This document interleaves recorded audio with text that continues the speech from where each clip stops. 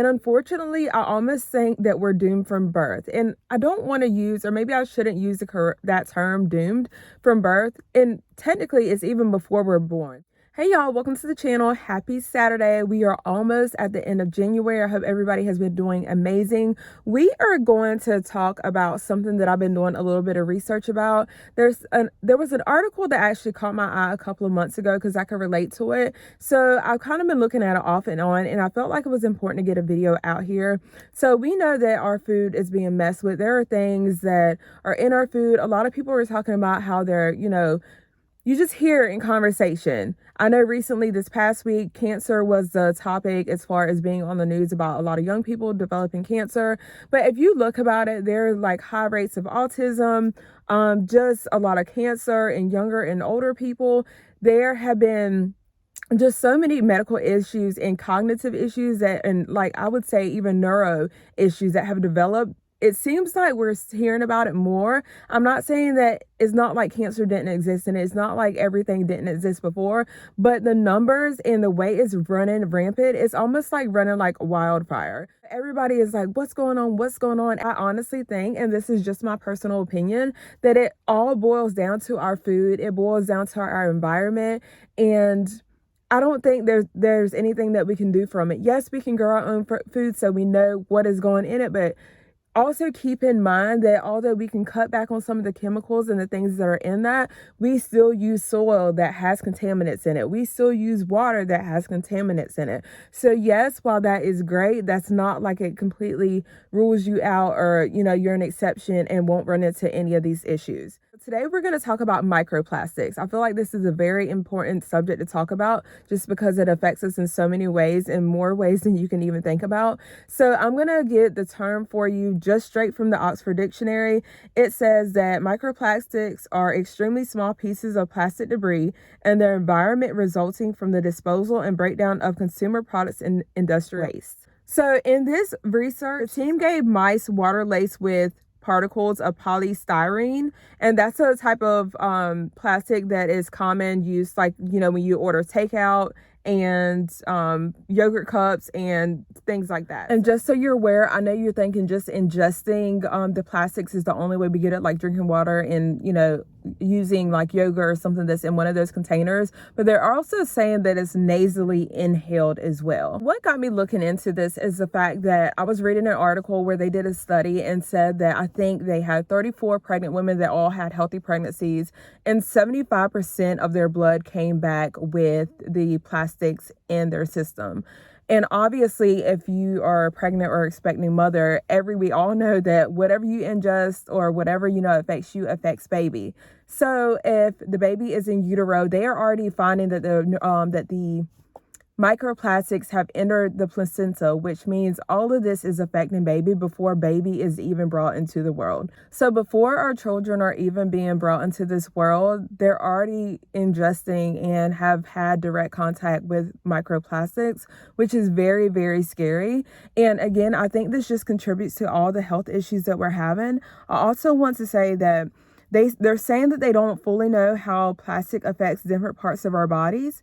Many chemicals found in various types of plastic are carcinogens and hormone disruptors. They're linked to negative health outcomes, including obesity, which obviously Americans have an issue with. I don't know if it's worldwide. I know there's a lot of places, but I think we know if you are in the United States that there's definitely a problem with obesity. Diabetes, reproductive disorders, and neurological impairments. And obviously that affects children as well. I know that a lot of things have been removed. So we think about the BPA that was removed before, like years ago, there was this big thing. Cause I remember even down to like baby bottles, it was like, once they started coming out with BPA free bottles, they put that across the labels, and it's like I guess they want to make it seem like they're doing something good, but there's so many different there's so many different types of plastic, and I'm not crazy about plastic anyhow. It's in my house. Obviously, you can't avoid plastic, right? I try to do better where I can, and then I'm going to live life, right? Because, I even have, for example, this bottle of wet ones, it's in plastic. They're antibacterial wipes, but just as an example, it's in plastic. I just found it very alarming because the study said that it's been found in human breast milk. And I nursed my child for 16 months. He is now 19 months. I feel like sometimes you can't win for losing, because I chose to nurse my baby because obviously I felt like that was best for us. And there have also been like a lot of recalls on baby formula. But I feel like no matter what, as a parent, you're like in a lose-lose situation, because while I nursed my baby, I know that he was introduced to microplastics, well, before he even made it earthside.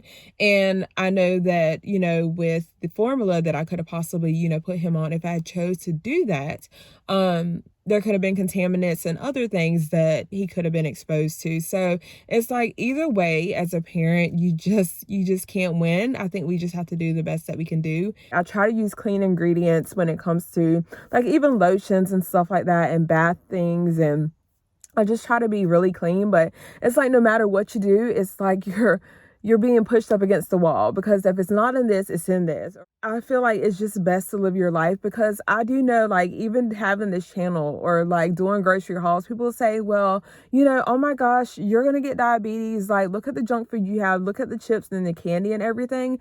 Y'all, think about everything that's in all of the products that we run into every single day, down to household items. And I'm going to tell you one little story before I get off of here. We were looking for a new TV to put in our living room last year sometime. And I was looking at TVs online, Target, Best Buy, all this. My husband was looking at TVs. We were doing research. We were out in the stores. We were doing a lot online. And one thing that I ran across that I didn't really ever pay attention to, we see like Proposition 65, and that's like a California thing where, can cause issues and everything. But this is what I saw a lot. I don't know if you guys can see that. I'm going to read it to you. It says, energy guide label required. Warning, cancer and reproductive harm. And it will lead you to the Proposition 65 warnings, California. I noticed one thing, some of the parts that is used to make the TVs, and it didn't matter the price range, because we were looking at some TVs that were a tad bit on the pricier side. Across the board, it was, I think, the only brand that I didn't see an issue with. I think it was Sony. Sony didn't have any health warnings, I believe. And I believe some of the LG TVs, don't hold me to that. But I was looking at that specifically because if you think about how much time you have the TV on, I mean, that's putting things out into, the air. I honestly don't think that that's something that people think about when they're talking about, food hauls that people do, and they see cookies and candies and chips, or even fast food. Like, oh my goodness, you're eating at McDonald's and you're eating at Wendy's, and, just fast food places in general. Like, go to this one instead of that one.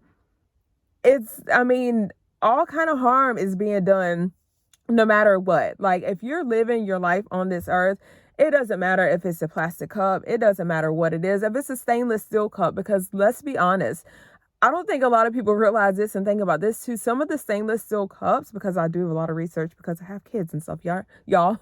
I'm like more health conscious. The older I get, I kind of look at every little thing. I don't know. It's weird. But some of the stainless steel cups do contain lead, and people drink water all day. So if you're continuously drinking out of those stainless steel cups, you may have an issue with lead at some point. And I'm not saying all stainless steel cups. I mean, you're going to have to do your research. Typically, it's on the company's page, too.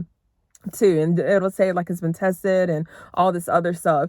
And I also think that as long as lead levels and certain levels they don't exceed, the certain values, I think that they don't have to disclose certain things as well. So keep that in mind too. But I just want to know what your guys thoughts are, because microplastics, they're not going anywhere. I do know that a lot of places have banned plastic bags and have banned from different states over the last year and even couple of years. I don't think that there's ever going to be a, real cutback of not using plastic. I think I was actually watching on the news the other day where one of the states up north cut using bags, the bags I think that they gave you at the grocery store, but they found that the usage of plastic in general was up 75%. So it's even though they got rid of grocery bags at the store, plastic use in general was up. So I think I have talked to you guys enough. If you have made it to the end of the video, thank you so much for taking the time to watch. If you want to leave me a comment down below, just tell me what your thoughts are on microplastics, that would be great. Thank you so much for taking the time to watch. Take care, stay safe, and I will see you guys in the next one.